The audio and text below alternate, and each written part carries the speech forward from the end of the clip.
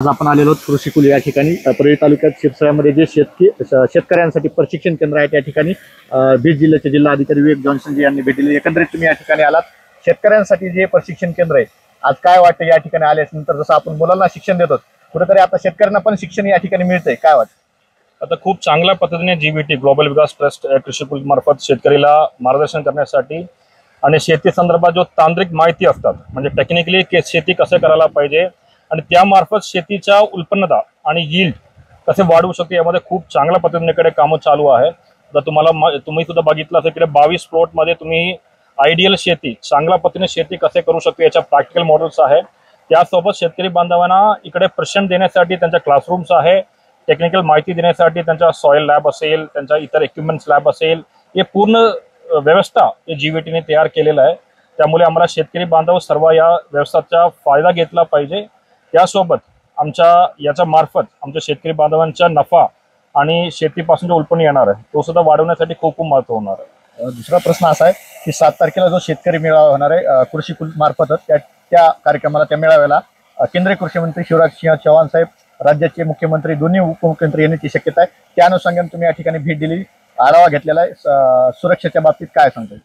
त्यामध्ये आता त्या पूर्ण कार्यक्रम संदर्भात यामध्ये पोलीस प्रशासन आणि आमच्या प्रशासन सोबत आढावा घेतलेला आहे।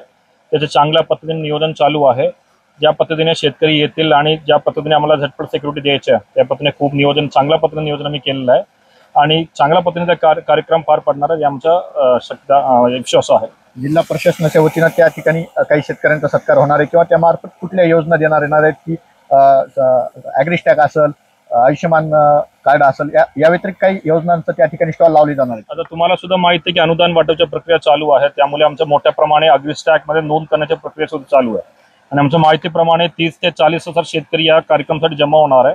त्यामुळे त्याच्या फायद्यासाठी आणि त्यांच्या सोयी होण्यासाठी आपण ॲग्रिस्टॅकच्या पूर्ण स्टॉल्स ठेवणार आहे, आयुष्यमान भारतच्या स्टॉल्स ठेवणार आहे आणि चांगल्या पद्धतीने शेतीसाठी काम केलेला शेतकरी असेल त्यांचा काहीतरी सत्कार करण्यासाठी सुद्धा आपण नियोजन करत आहे। आणि त्यासोबत आपण जीबीटी मार्फत ग्लोबल विकास ट्रस्ट मार्फत एक MOU सुद्धा शेतकरी बांधवांच्या रेशीम आणि फलोत्पादन मध्ये त्यांना कसे पुढे आणू शकतो त्यासोबत सुद्धा प्रशासन आणि जीबीटी याचा एक MOU सुद्धा करणार आहे आपण। आता गेल्या काही दिवसापूर्वी अतिवृष्टी झाली त्यामध्ये सर्व शेतकऱ्यांना आता अनुदान मिळालेलं आहे का? आणि दुसरा प्रश्न असा आहे, जर मिळालेलं नसेल तर आता किती निधीची तरतूद आहे आणि प्रशासनाकडून किती निधी येणार आहे? आमच्या 630 कोटीच्या जवळपास आम्हाला निधी तरतूद केला होता, 0 ते 0 ते 3 हेक्टर पर्यंत। आता आमचं ऑलमोस्ट 80% आपण यादी अपलोड केलेलं आहे, पण त्यापैकी फक्त 60% पर्यंत शेतकरी लोकांना त्यांच्या खात्यामध्ये पैसा आलेला आहे।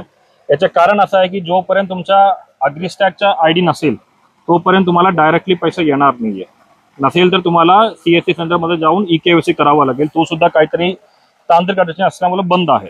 त्यामुळे मला सर्व शेतकरी बांधवांना हे विनंती आहे, हे आव्हान आहे की तुम्ही तुमचा फार्मर ID लवकरात लवकर घ्यावा। यासाठी आम्ही पूर्ण तहसील ऑफिसमध्ये असेल, सर्व CSC केंद्रामध्ये असेल, सर्वांना आपण सूचना दिलेला आहे की तुम्ही तहसील स्तरावर याचा मेळावा घ्यावा। दुसरा प्रश्न असा आहे, आता या ठिकाणी जो मेळावा होणार आहे त्या मेळाव्याच्या अनुषंगाने तुम्ही शेतकऱ्यांना काय आवाहन करणार? या ठिकाणी ज्या त्यांच्यासाठी घोषणा होणार आहे किंवा योजना होणार आहे त्यांच्यासाठी असणार त्यांना काय आवाहन करणार? आपण सांगितल्याप्रमाणे पूर्ण मेळावा आणि जीबीटी शेतकऱ्यांच्या कॅपॅबिलिटी वाढवण्यासाठी, त्यांच्या क्षमता वाढवण्यासाठी आणि त्याला प्रशिक्षण देण्यासाठी काम करतात। त्यामुळे मी सर्व शेतकरी बांधवांना असे आवाहन करू इच्छितो की तुम्ही या मेळाव्यामध्ये सहभाग घ्यावा। आता ग्लोबल विकास ट्रस्ट मार्फत जो तुम्हाला रेशीम आणि फलोत्पादनाची माहिती देणार आहे त्यासोबत त्यांच्यातून मदत मिळणार आहे, त्यासाठी अजून चांगल्या पद्धतीने तुम्हाला समजून घेऊ शकतो आणि त्यामार्फत तुम्हाला शेतकरी म्हणून तुमच्या आर्थिक आणि सामूहिक परिस्थिती बदलण्यासाठी तुम्हाला एक संधी सुद्धा होणार आहे। त्यामुळे सर्व शेतकरी बांधव या मेळाव्यामध्ये सहभाग घ्यावा। धन्यवाद सर। नक्कीच त्या ठिकाणी जर पाहायला गेलं तर जो शेतकरी मेळावा होणार आहे त्या मेळाव्यामध्ये केंद्रीय कृषी मंत्री शिवराज सिंह चौहान या उपस्थित राहणार, त्यांच्यासोबत मुख्यमंत्री, उपमुख्यमंत्री हे सर्व काही उपस्थित राहणार। त्या कार्यक्रमाच्या अनुषंगाने शेतकऱ्यांसाठी काय घोषणा होणार आहेत हे पाहणं महत्त्वाचं ठरणार। कॅमेरामन बाळासाहेब गरजसह मी अशोक गलांडे, माऊली न्यूज नेटवर्क, शिरसाळा, बीड।